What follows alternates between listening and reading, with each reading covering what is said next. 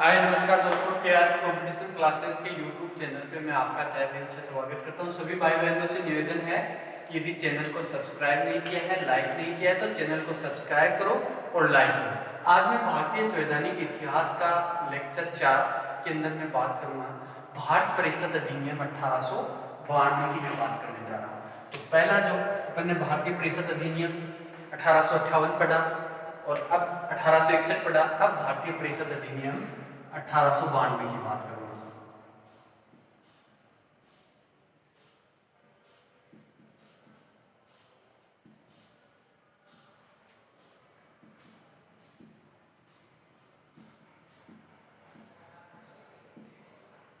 भारतीय परिषद अधिनियम 1892 का क्या है? भारतीय परिषद 1892 में क्या हुआ था? देखो दोस्तों, भारतीय परिषद अधिनियम 1892 में बजट पर बहस प्रारंभ सर्वप्रथम कब हुई थी? भारतीय परिषद अधिनियम 1892 में हुई थी। दूसरी बात क्या थी इस की विशेषता? अप्रत्यक्ष निर्वाचन प्रणाली की शुरुआत और अप्रत्यक्ष निर्वाचन प्रणाली की शुरुआत और बजट पर बहस, ये दो ही इसके इंपॉर्टेंट तथ्य हैं। तो पहला इंपॉर्टेंट तथ्य क्या है? बजट पर बहस प्रारंभ की गई।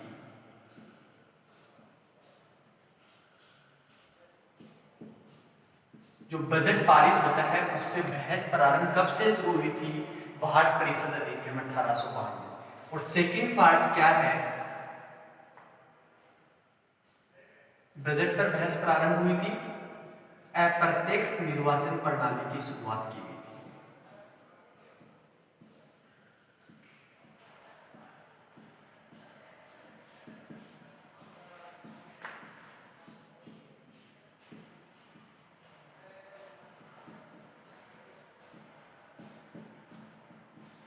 अप्रत्यक्ष निर्वाचन प्रणाली की शुरुआत की। तो बजट पर बहस और अप्रत्यक्ष निर्वाचन प्रणाली की शुरुआत किसके अंदर की गई? भारतीय परिषद अधिनियम 1892 के तहत की गई। अब देखो, अब इसका इंपॉर्टेंट क्या है कि बजट पे जब अप्रत्यक्ष निर्वाचन प्रणाली चालू हो गई तो हमें पता है अप्रत्यक्ष निर्वाचन प्रणाली जैसे चालू हुई तो भारत में क्या आ गया? संसदीय शासन व्यवस्था की स्टार्ट हो गई। क्योंकि अप्रत्यक्ष निर्वाचन प्रणाली जैसे ही आई तो भारत में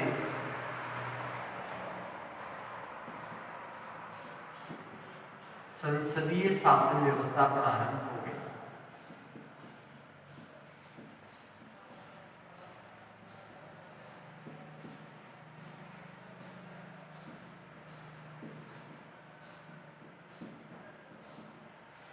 मतलब भारत में संसद की जो, क्योंकि निर्वाचन वोटों किसके लिए होते हैं? संसद के, लोकसभा राज्यसभा जो आज के दिन है उन्हीं के लिए वोट होती है। फिर राज्य लेवल में बात करूं तो विधानसभा, विधान परिषद के लिए वोटिंग होती है। तो अप्रत्यक्ष निर्वाचन प्रणाली की जैसे ही भारत परिषद अधिनियम 1892 में शुरुआत हुई तो हमें साफ साफ समझ में आया कि भारत में किसकी व्यवस्था स्टार्ट हो गई? संसदीय शासन व्यवस्था प्रारंभ हो गई। बजट पे बहस प्रारंभ हुआ और इसी चीज को क्या कहा गया था? भारतीय परिषद अधिनियम को सुरेंद्र नाथ बनर्जी ने क्या कहा था? इंपॉर्टेंट तथ्य है, सुरेंद्र नाथ बनर्जी ने संसदीय शासन व्यवस्था की नींव का पत्थर कहा था। किसको? भारतीय परिषद अधिनियम 1892 को संसदीय शासन व्यवस्था की नींव का पत्थर किसने कहा था? सुरेंद्र नाथ बनर्जी ने। तो लिख लीजिए, सुरेंद्र नाथ बनर्जी ने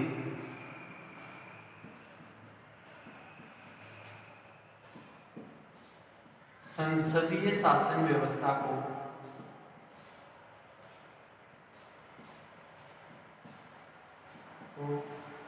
नींव का पत्थर कहा था। नींव का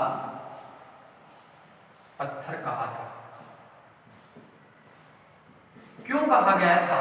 क्योंकि भारत में जैसे ही अप्रत्यक्ष निर्वाचन प्रणाली स्टार्ट हुई तो भारत में संसदीय शासन व्यवस्था आ गई।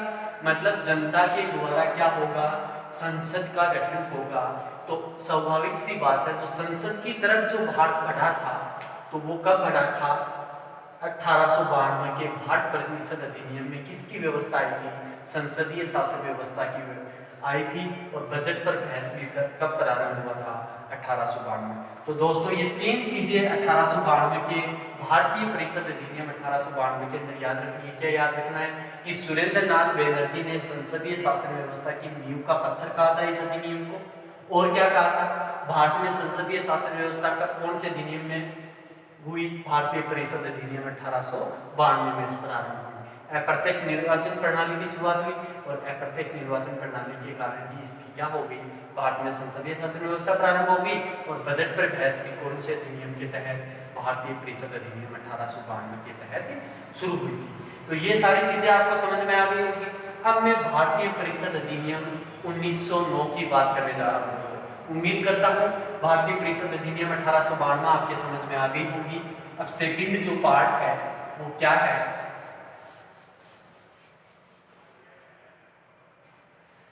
सेकंड जो पार्ट है वो है ये है भारतीय परिषद अधिनियम 1909। क्या है, भारतीय परिषद अधिनियम 1909 है। तो देखो दोस्तों, इसको एक दूसरा नाम भी है, मार्ले मिंटो सुधार अधिनियम। इसका दूसरा क्या नाम है, मार्ले मिंटो सुधार अधिनियम। क्या नाम है, मार्ले मिंटो सुधार एक्ट बोल दो, अधिनियम बोल दो, मार्ले मिंटो सुधार अधिनियम है। अब भारतीय परिषद अधिनियम 1909 की बात हो रही है दोस्तों, ये 1909 की बात हो रही है। भारतीय परिषद अधिनियम 1909 क्या का दूसरा नाम क्या है, मार्ले मिंटो सुधार अधिनियम। इसको मार्ले मिंटो सुधार अधिनियम क्यों कहा जाता है, क्योंकि मार्ले उस टाइम पे क्या था, भारत का राज्य सचिव हुआ करता था। क्या था ये मार्ले, कौन था, भारत का राज्य सचिव था। भारत का राज्य सचिव था मार्ले, कौन था दोस्तों, भारत का राज्य सचिव था। और मिंटो उस टाइम पे क्या हुआ था, भारत का वायसराय था। भारत का वायसराय था। 1909 में भारत का वायसराय कौन था, मिंटो था। और भारत का राज्य सचिव कौन था, मार्ले था। इसलिए भारतीय परिषद अधिनियम 1909 को क्या कहा जाता है, मार्ले मिंटो सुधार अधिनियम भी कहा जाता है। और इस मार्ले को एक चीज के लिए और जाना जाता है दोस्तों, इसको सांप्रदायिकता का, सांप्रदायिक निर्वाचन का जनक भी किसको कहा जाता है, सांप्रदायिक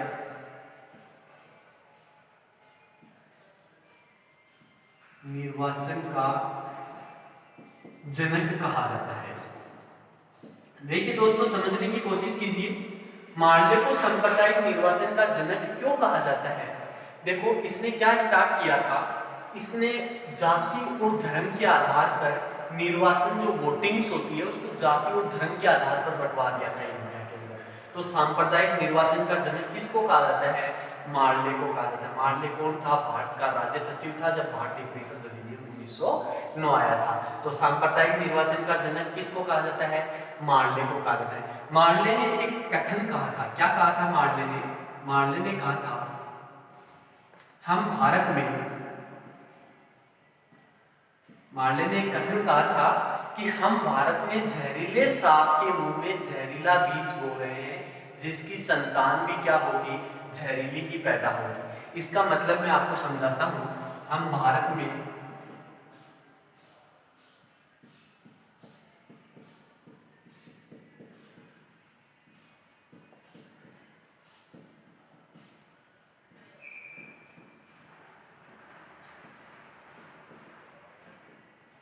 जहरीला बीज बो रहे हैं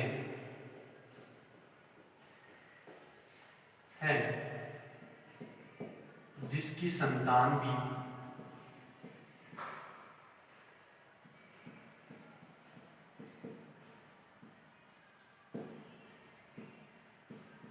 जहरीली पैदा होगी।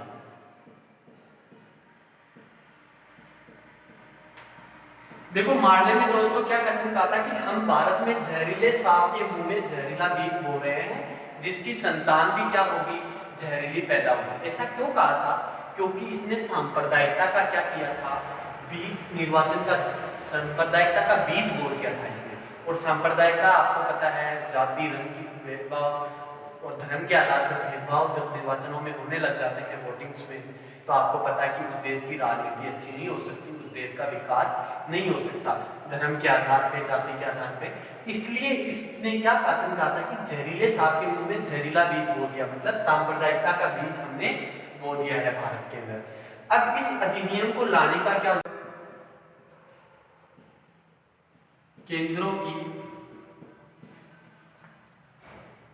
केंद्र की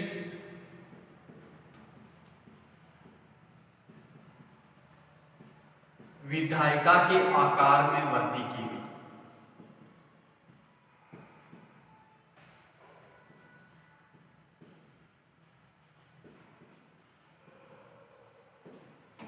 पहला प्रावधान क्या किया गया, प्रांतों और केंद्र की जो विधायिका थी, जो विधानमंडल थे, उनके आकार में वृद्धि की गई, मतलब सदस्यों की संख्या बढ़ा दी गई। जो इस प्रांत जो आजकल राज्यों के अंदर कन्वर्ट है, राज्य और केंद्र के अंदर क्या किया, जो विधानमंडल जैसे विधानसभा लोकसभा के सदस्यों की संख्या बढ़ाई। इसी प्रकार उस टाइम पे जो विधायिका हुआ करती थी उसके आकार में क्या कर दी गई, वृद्धि कर दी गई।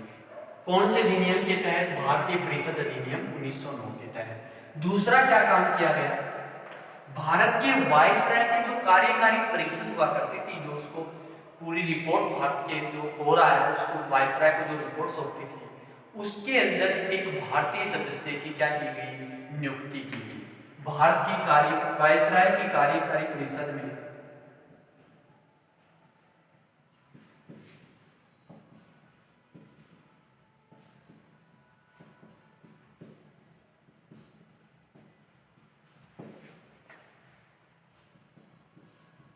भारतीय व्यक्ति की नियुक्ति की गई।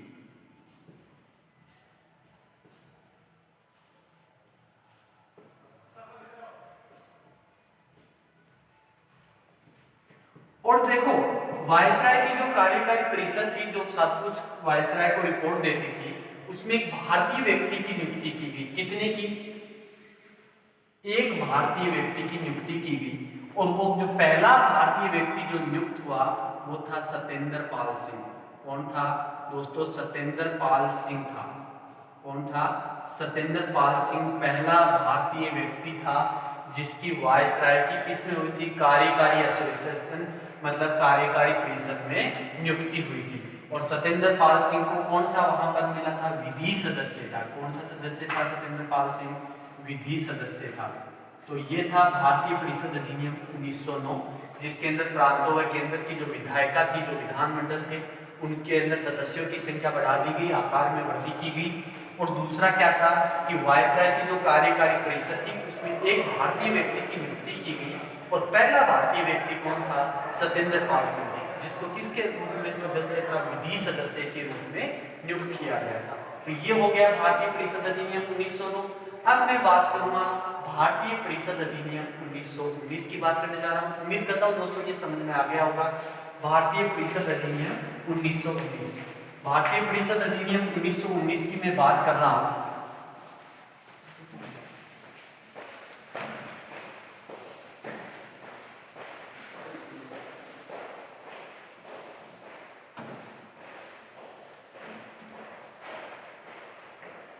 भारतीय परिषद अधिनियम 1919 का दूसरा जो नाम है दोस्तों, वो है मॉन्टेग्यू चेम्सफोर्ड परियोजना। मॉन्टेग्यू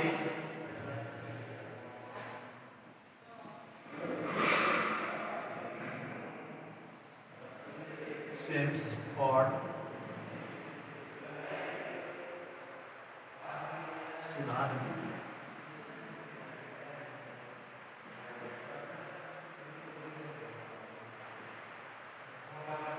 तो भारतीय परिषद अधिनियम 1919 के अंदर क्या, कौन सा का दूसरा नाम क्या है, मॉन्टेग्यू चेम्सफोर्ड सुधार अधिनियम। देखिए दोस्तों, उस टाइम पे मॉन्टेग्यू कौन था, भारत का राज्य सचिव था। भारत का राज्य सचिव हुआ करता था। और चेम्सफोर्ड उस टाइम पे भारत का वायसराय था। क्या था ये भारत का वायसराय था। देखिए दोस्तों, मॉन्टेग्यू कौन था, भारत का राज्य सचिव था। चेम्सफोर्ड भारत का वायसराय था। इसलिए भारतीय परिषद अधिनियम 1919 को क्या कहा जाता है, मोंटेग्यू चेम्सफोर्ड सुधार अधिनियम भी कहा जाता है। इसके अंदर देखिए दोस्तों क्या था, इसका मुख्य उद्देश्य क्या था, क्या मेन उद्देश्य था, भारत में उत्तरदायी शासन की स्थापना करना। भारत में उत्तरदायी शासन की स्थापना करना।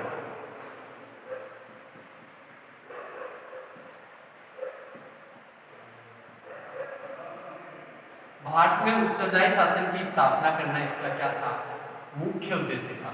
भारत में उत्तरदायी शासन की स्थापना करना मतलब इसका मेन उद्देश्य था, ये कोई प्रावधान नहीं था इसका। इस अधिनियम का उद्देश्य क्या था, भारत में एक उत्तरदायी शासन की स्थापना की जाएगी, मतलब एक जिम्मेदार शासन बनाया जाएगा, पूरी शासन संसदीय व्यवस्था और वायसराय वगैरह जो पूरे भारत के लिए क्या होंगे, एक जिम्मेदार होंगे, उत्तरदायी होंगे, इनके जन कल्याण के लिए, भारत के जन कल्याण के लिए कार्य करेंगे। एक उत्तरदायी शासन की व्यवस्था की स्थापना की जाएगी।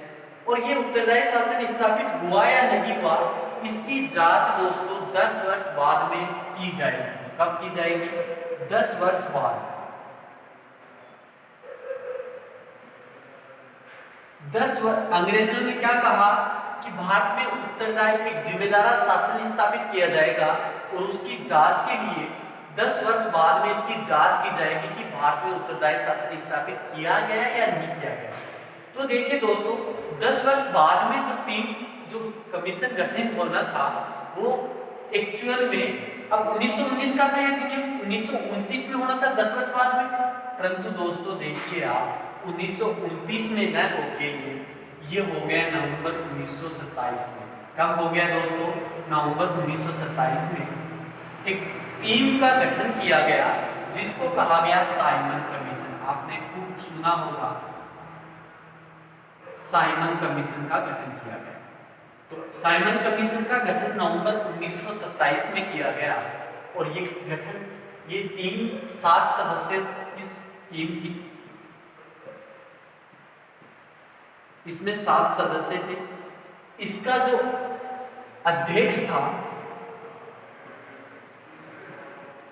इसका अध्यक्ष सर साइमन जोन था।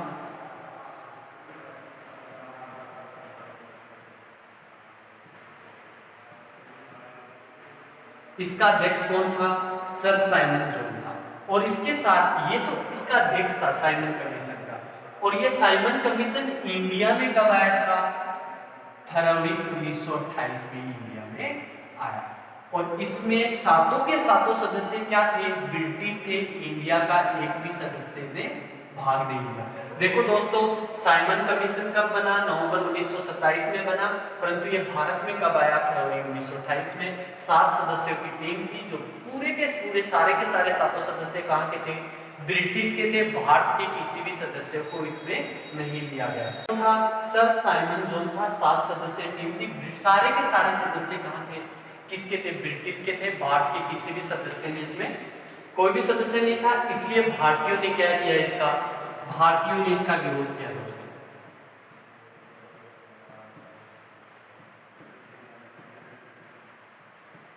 भारतीयों ने इसका विरोध किया और क्या नारा क्या दिया था दोस्तों, नारा याद रखना, साइमन कमीशन वापिस जाओ। साइमन कमीशन वापिस जाओ के नारे से इसका विरोध किया था। साइमन कमीशन वापिस जाओ। तो देखिए साइमन कमीशन कब भारत में आया, फरवरी 1928 में। 7 सदस्य थे, अध्यक्ष कौन था, सर साइमन जोन। सारे के सारे सातों सदस्य कहाँ के थे, ब्रिटिश के थे। भारत के किसी भी सदस्य के न होने के कारण भारतीयों ने इसका विरोध किया और नारा दिया साइमन कमीशन वापिस जाओ। तो ये था साइमन कमीशन के बारे में जो 10 वर्ष के बाद वाली रिपोर्ट। परंतु इसका जो भारत में उत्तरदायी शासन की व्यवस्था स्थापित करना था, इसके साथ साथ इस भारतीय परिषद अधिनियम 1919 में कुछ प्रावधान आए थे। तो उन तीनों प्रावधानों को मैं एक बार बता देता हूँ आपको।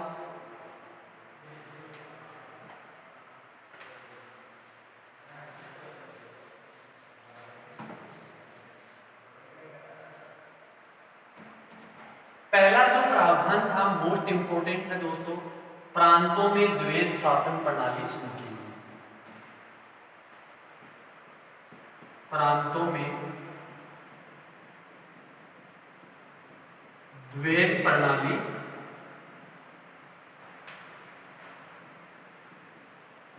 द्वैध शासन प्रणाली शुरू की गई।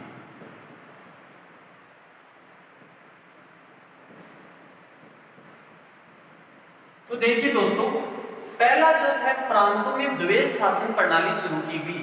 इसका मतलब है कि प्रांत में जो विधानसभा, जो विधानमंडल है, जो विधायिका है, उसका भी वो भी एक तरीके से काम करेगी और वायसराय की टीम भी काम करेगी। दो कार्यकारी, इसके अंदर दो लोगों की जिम्मेदारी होगी।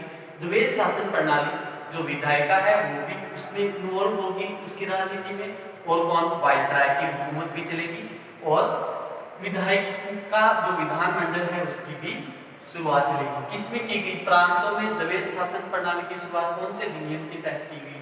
भारतीय परिषद अधिनियम 1919 के तहत की गई। अब उम्मीद करता हूँ आपको समझ में आ गया होगा कि प्रांत में द्वैध शासन प्रणाली कैसे चालू की गई। भारतीय परिषद अधिनियम, द्वैध शासन प्रणाली क्या है? भारत में मतलब वायसराय का भी राज के ऑर्डर में फॉलो होंगे, और जो वहाँ की विधायिका है, जो विधानमंडल है, जो संसद के सदस्य हैं, उनका भी क्या होगा?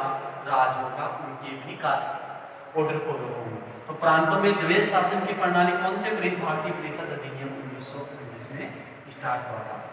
और क्या हुआ? पहले एक सदनात्मक शासन हुआ करता था। क्या पहले केंद्र में क्या हुआ करता था? एक सदनात्मक शासन हुआ करता था। एक सदनात्मक था मतलब एक ही सदन हुआ करता था। एक सदनात्मक से क्या हो गया? द्विसदनात्मक हो गया, द्विसदनात्मक हो गया। एक सदनात्मक से क्या किया गया? द्विसदनात्मक किया गया। दोस्तों मैं समझाता हूं द्विसदनात्मक कैसे। पहले जैसे संसद के अंदर आज अपने क्या पार्ट है? दो पार्ट है, लोकसभा और राज्यसभा। इसी प्रकार से विधानमंडल में भी दो पार्ट है। क्या क्या? विधानसभा और विधान परिषद। तो पहले एक ही सदन हुआ करता था संसद के। अब उस टाइम पे फिर क्या कर दिया गया? भारतीय परिषद अधिनियम 1919 में दो सदन स्टार्ट कर दिए गए। और किस जो संसद के दो सदन स्टार्ट हुए, अभी हम इसको किस किस नाम से जानते हैं? लोकसभा और राज्यसभा। तो एक सदनात्मक को कितना सदनात्मक कर दिया गया? द्विसदनात्मक, दो सदन में कन्वर्ट कर दिया गया। तीसरा क्या था? वायसराय की जो कार्यकारी परिषद थी, उसमें पहले भारत का कितना सदस्य था? 1909 के भारतीय परिषद अधिनियम में हमने पढ़ा था कि एक ही सदस्य था, एक सदस्य की अनुमति मिली थी, और वो कौन था? सत्येंद्र पाल सिन्हा। और अब वायसराय की कार्य परिषद में कितने सदस्यों की अनुमति मिल गई? वायसराय की कार्यकारी परिषद में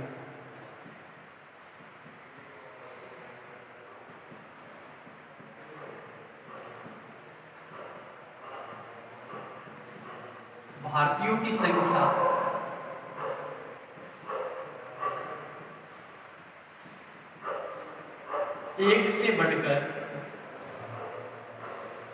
एक से बढ़ाकर 3 कर दी गई।